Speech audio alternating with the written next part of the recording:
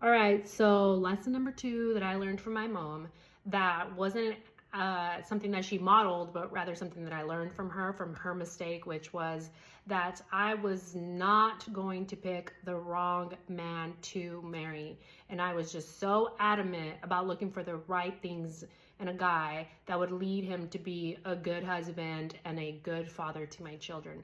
That was so important to me, even as a young girl in high school when I was dating and things like that. I just knew that the person that I would allow myself to date would have to be somebody who cared about being a good dad and they cared about actually becoming a husband. That was important to me. That was like a no compromise on that at all. Now I'm not saying that I didn't make mistakes or that there weren't times that maybe I didn't value myself, but in the long run, I knew that the person that I chose was going to have to be those things: a good husband and a good father to my children. And it was because I grew up in a broken home. I didn't have my father, never met my father, still don't have my dad, don't know if he's dead or alive, have had no involvement with my dad. And I know how important it is for children to have that relationship, not only with them between the child and the father, but also as a husband to myself. And so I saw my mom go through a lot of bad relationships. I saw what it meant to have a home where you have six males or six boys growing up, but they have no father figure. You have girls who are growing up in the home and they had no male to protect them.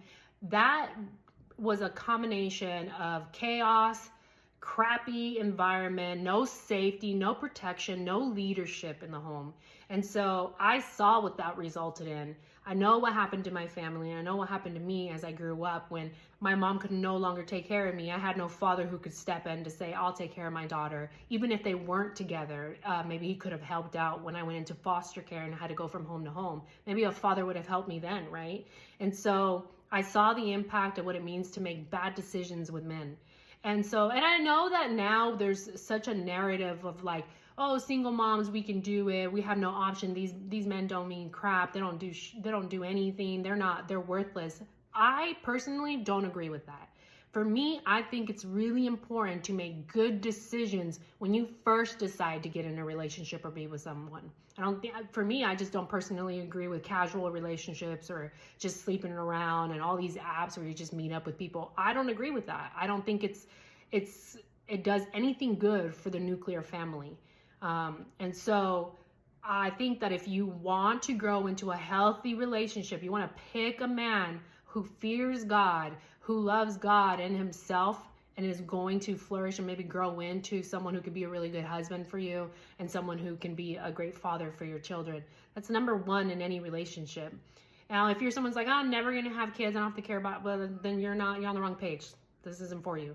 This is for somebody who needs to hear how important it is that even if you're young and you haven't picked out the right partner, or you don't know anything about that yet, that before you even get there, you have to know what you want in a man. And that was something that I had to learn at a young age. Is I saw my mom go through these things. Do I want to create the same environment that I had as a child, or do I want to create a different environment? And it was, to me, the answer was simple. I want a whole different environment.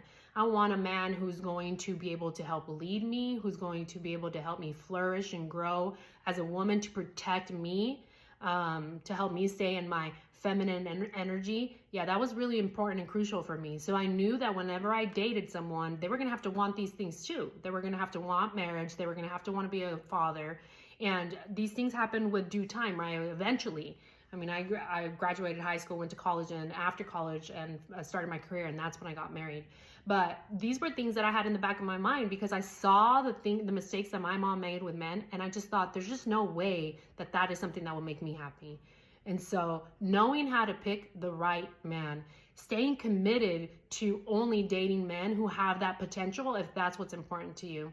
Because if you plan to become a mother, I'd say picking them out right from the get-go, knowing the characteristics that are important to you, whether you want to have religion in the home or things like that, all crucial, all things to think about before you even start dating this person and say, okay, I'm willing to date you.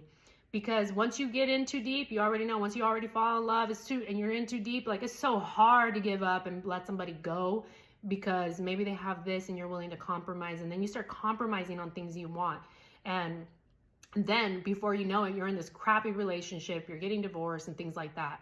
So making a list of the characteristics and the things you want in a man, as a future husband and a future father to your children, if that's important to you. Now, like I said, if you're all like trying to be single and not have children your whole life, okay, this isn't for you. This is for somebody who really wants to create a safe environment and a flourishing, growing, glowing environment for their children and for themselves. And pick them right. Make a list, just like I did when I was younger. Make a list of the things that you want. I've been with my husband since I was 17 years old. And we've been married since we were like 24, and I'm now 35. So pick them right. If you want a good home and you want to give a good father to your children and a good husband, know what you're going after and try not to make the same mistakes of a broken home.